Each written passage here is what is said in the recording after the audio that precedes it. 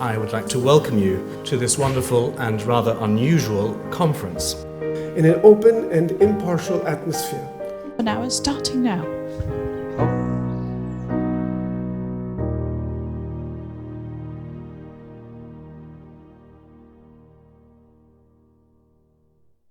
This lecture is based on new data uncovered during the excavation of the Step Street from the early Roman period. The remains of a large-scale building was exposed in the excavation. The building is dated to the period after the destruction of Jerusalem in 70 CE to the foundation of Aelia Capitolina by Emperor Hadrian. More important is the location of the building on the 1st century street nearby a central crossroad leading towards the Siloam Pool to the south, the Temple Mount to the north, and Mount Zion to the northwest. We suggest that was a deliberate choice in this area, which continued to function as a central route between the water source of the city, the Siloam Pool, and the evolving colony within the ruined city after 70 CE. Along the Tyropoeon Valley, which crosses the city from south to the north and connects the water source, again, of the Siloam Pool, and we want to suggest that the Tyropoeon Valley served as the route around which the new Roman colony was developed. The archaeological research of Jerusalem after 70 CE and before the foundation of Aelia Capitolina evolved around the location of the 10th Legion camp. Some scholars followed Josephus' testimony at War 7 and positioned the camp at the northwest hill of Jerusalem by the remains of King Herod's palace and the western wall of the 1st century city. Others positioned the camp to the southwestern corner of the Temple Mount by the remains of the bakery and the bathhouse from the 2nd century CE, right here. And there was another suggestion of Bauks suggested to position it within the Christian quarter of today. Although the archaeological research focused on the military occupation of the city, historical sources, both Jewish and Christian, I just brought part of them, indicates on the civil population at the ruined city. Eusebius gives a list of 15 bishops bearing a Hebrew name serving in Jerusalem from 70 CE to the foundation of Aelia Capitolina.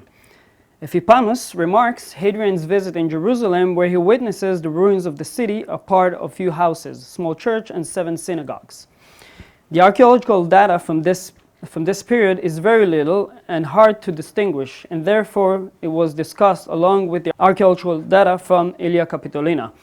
What we try to do in this research, in this study, we try to distinguish this specific period of time between 70 to the foundation of Aelia Capitolina, and we were able to do it first with the help of a scholar named Tehila Lieberman, which is she's a partner in this study, and she helped us with analyzing the pottery assemblages from the excavation.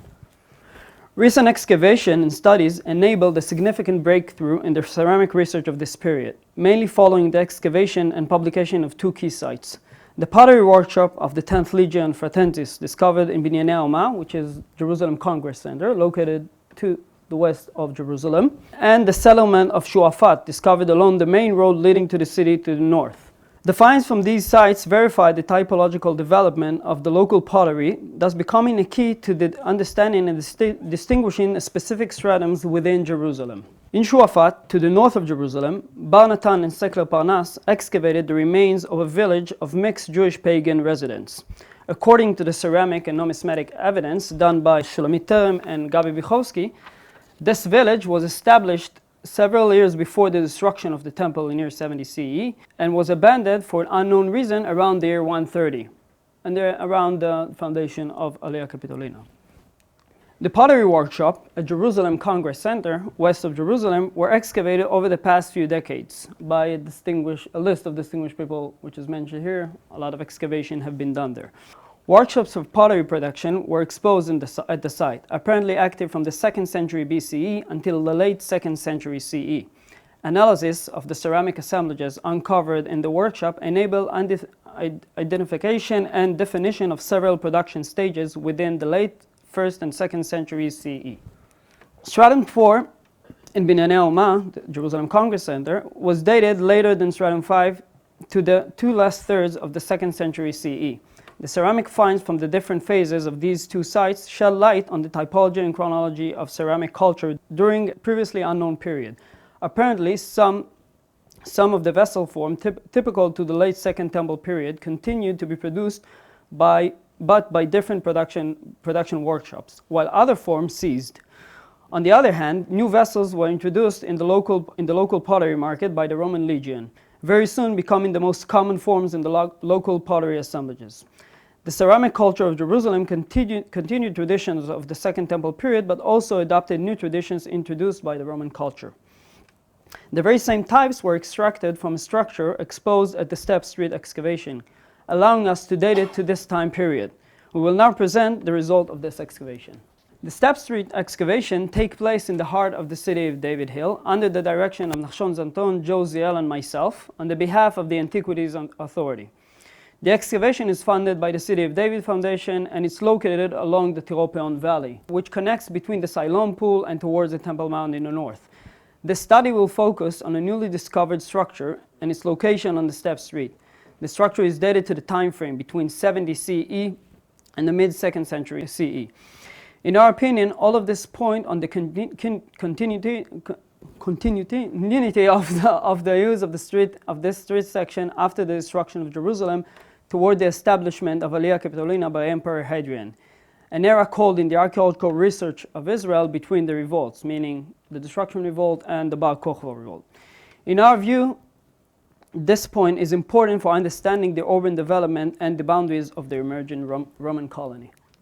The Step Street, as mentioned previously, was dated to the 2nd and 3rd decades of the 1st century CE, under the Roman prefect Pontius Pilate. The street led from the Siloam Pool and the southern gates of the city to the gates of the Temple Mount. The street was exposed to an extent of 230 meters and was covered by a collapsed stones layer from the destruction of the year 70 CE. In the southern part of the street, northwest to the Siloam Pool, we have exposed few important landmarks in this part of the city. Some of them were recognized and documented by Bliss and Dickey during their work at the end of the 19th century. This map was done on the basis of their work. They left behind them a very accurate map, and we created a compilation of our remains with their remains. These elements include a new discovered large plaza, a crossroad, and a steep staircase leading to the Siloam Pool that Bliss and Dickey documented. The dimensions of this plaza is 30.5 meters from north to south and 15 meters from west to east, at a total size of 460 square meters. An important fact regarding the plaza is that, in contrast to the main street located to the north, no collapsed stones layer was found on the plaza. It seems that the plaza was cleared from the collapsed stone layers. This is the main street leading towards the podium and the Temple Mount, and this is a second branch of the street leading towards Mount Zion. Although Bliss and Dickey did not recognize the plaza, they have documented a crossroad at the northern end of it.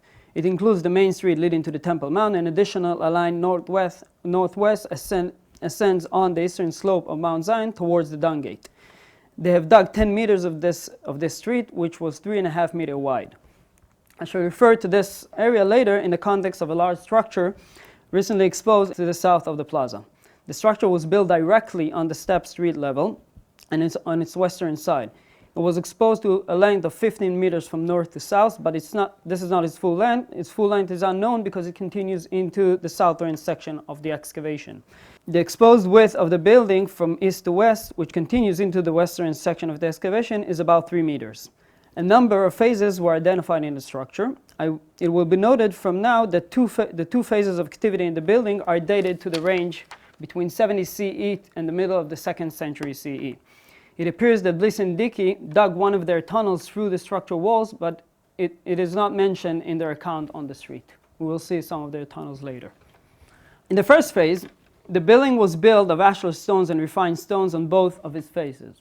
The core consisted of small field stones. The entrance to the buildings was from the east, and it was 1 meter wide and 1.7 meters high. The lintel is made of out of elongated paving stones, probably looted from the steep staircase leading to the Siloam Pool. We're looking from the direction of the steep staircase. We're going to see exact picture of it. This is the steps that was documented by Bliss and Dickey, and the opening is located right here. This stone was probably looted from the steep staircase, and indeed, in an excavation which was conducted east of the building, we have revealed the looted staircase. We found only the foundations of the staircase. What's so interesting about it is it was not looted in ancient time. It was looted in the 20s of the previous century. It's an event documented by Louis Vincent. The building is divided into two rooms with partition walls built from west to east. The walls were built directly on the street level and the staircase. No opening were exposed in these walls. These may have been located to the west. The inside of the structure is revealed has a beaten earth level, which was probably the floor of the building, and the level was also seen further south above the steep staircase. What we see here is the tunnels dug by Bliss and Dickey. They literally just cut through these walls, but unfortunately we haven't found any kind of remark to these walls in their account. They're just mentioning their past it. They have reached to this section of the street, and that's it. Well, this is where the description stops. A large Yumeganese ceramic assemblage was obtained from the dismantling of the wall of the structure. Many of the vessel forms discovered within the wall are those typical to the early Roman period. But many vessels which first appeared after the destruction of 70 CE were discovered as well. Building supplies such as roof tiles, water pipes, and tubuli was discovered, though none of the fragments carried the legionary stamps, which is typical to the productions of the Roman legion. The assemblages from the wall contains other vessel forms which also appeared in Jerusalem after 70 CE, such as large mortaia with ledge rimstick, mortaia with basalt chips, and store jars, which are typical to this period, that has upright neck and outfolded or rectangular or triangular rounded section. These vessels form are absent from the sites in Jerusalem region before year 70 CE and become very common in sites which dated to the period subsequent to the destruction as Shuafat and the workshop in Jerusalem Congress Center. This ceramic assemblage is typologically parallel to the assemblages from sites dated to the end of the 1st century and the mid-2nd century CE. In the second phase, the wall of the building was thickened by adding an ashlar stones to its west. The gap between them was filled with small stones. The thickening also blocked the opening of the building, and it's abutted to the partition wall, taking it out of use. The pottery type from this phase are similar to those found in the mentioned above phase, and therefore dated to the same time frame. This is the blockage of the opening itself, and again, it's at least took out the opening out of use. In addition, two small drainage channels that drained into a manhole next to the building were built at the base of the blockage. The manhole belongs to the phase of the use of the street, meaning the 1st century CE. The manhole leads to a secondary drainage channel that connects to the main drainage channel built at the 1st century CE. This is the main drainage channel located underneath the street. It served along with the street during the 1st century CE. And the manhole leads into this channel, which indicates us that the drainage channel continued to be used during this period of time. So it's a very important detail in that for our matter. In the next phase of the building, the rooms of the building were intentionally filled with earth layers that contained numerous ceramic and numismatic finds. The earth fields abutted to the thickening wall, and an additional earth field was also placed east to the building. This is the inner part of the building, this is the east of the building, and right here we can see this partially the section of Bliss and Dickey's tunnel. The pottery assemblage extracted from the inner part and the outside of the building is similar and therefore belong to the same phase. The assemblages includes later types than those found inside the walls. This is a place to remark also the numismatic finds from the mentioned above phases that was analyzed by Dr. Donald Tzvi Ariel and Dr. Robert Cole. There include a total of 50 fine coins that was cleaned and identified. The most recent coin from the 1st and the 2nd phases is a bronze coin dated to the 4th year of the revolt, meaning the year of 69 CE. Notably is the absence of coins from colony of Aelia Capitolina. Of all of these stages presented above, including the earth fields, so that the numismatic finds do not contribute to the exact chronological date of the building, but the absence of coins of later to the revolt draws back the dating of the building to the years following the destruction of Jerusalem. The stratum that sealed the building, which serves as a terminus antiquum for the buildings out of use, was the foundation trench dug into the earth fields east of the building while dismantling the upper courses of the building's wall. The wall is built out of fieldstones into the foundation trench and may have been a terrace wall. The pottery types from the foundation trench and the walls is similar to these found from the earth fields at that block the building, dating it to the end of the 2nd century until the beginning of the 3rd century CE. A single coin from the foundation channel, although they're not definitely recognized, was a provincial Roman coin from the 2nd and the 3rd century CE. Looking at the wider picture, the location of the building in relation to the remains preceding it is very important. The building was built directly on the level of the street from the 1st century CE, south of the paved plaza or the lower square, which served as a significant crossroad in this part of the city. The crossroad can be seen here. This is the western pavement stone of the main route of the street leading to the Temple Mount. The secondary street goes to the northwest to Mount Zion. This is the steep staircase after the looting that happened in the 20s of the previous century. The structure is located right up here. Here we can see a pavement stone that someone probably started looting it, but he left it as it is. Probably was stopped by Vincent. The main road continued northward to the Temple Mount area and the secondary street leading to the eastern slope of Mount Zion in the general direction of the Dung Gate, as mentioned above by Bliss and Dickey, identified it in their work along the street. In contrast to the main route of the street leading north, no collapse layer was found in the secondary street or nor on the lower plaza. It seemed that there was an effort put in order to clear the secondary street and the lower plaza from the destruction layer. In our opinion, all of this effort was put in order to return to use the route between the northern parts of the city and the Siloam Pool, which have served as the water source of the evolving city. As we shall see below, it seems that the historical sources also indicate that its axis was reused and continued to be used after the destruction. For our purposes, it is important to know to the route of the Eastern Caldo.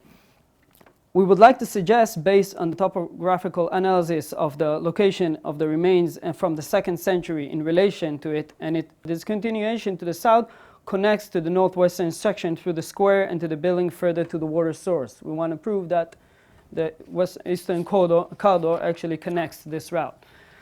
Sections of the Eastern Caldo have been excavated over the past decades. Shulamit Vex-Abdollah excavated a significant section of the Eastern Caldo as part of the Western Wall Plaza excavation. This section was dated to the period between 120 and 130 CE. It's located right across. This is the Western Plaza. It's located right here under the number 6. The section near the Dung Gate was excavated by Meir Bendov, whose remains were exposed a few dozen meters from the line of the Ottoman wall.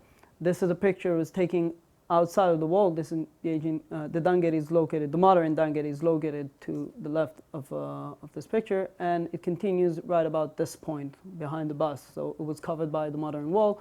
This is a section, we're looking towards north, located towards Shulamit section, which marked by this crane.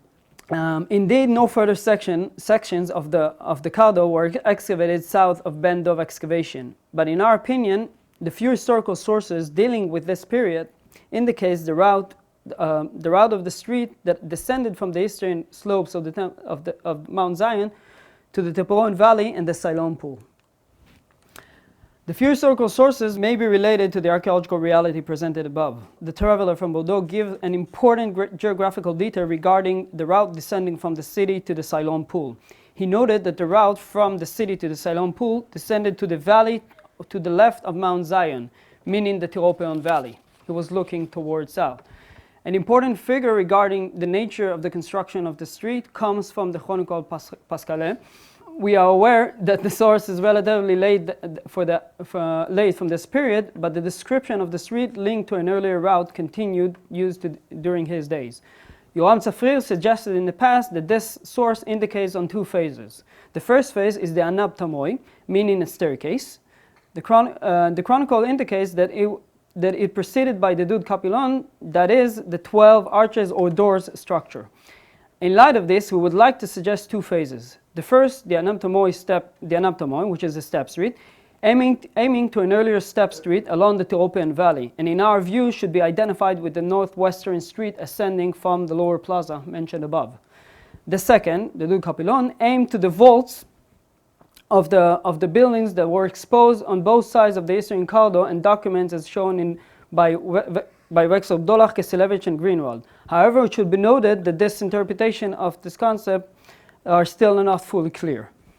In our opinion, the proposal is consistent with the testimony presented by the traveler of Bordeaux on the way leading down to the Siloam Pool. and with our suggestion that the route between the Siloam Pool through the lower and the northern sections of the city continued to be in use. In the past, Gisler and Dahlmann suggested that the element appears on the Madaba map at the southern end of the Cardo and is a step street descending into the valley and the Siloam Pool. To this element, it should be noted that we have some pictures and sketches done before the conservation work in the Madaba church, and we can see additional stair in the continuation. I was not able to reach to this picture yet. In our opinion, this element, is the northwestern section.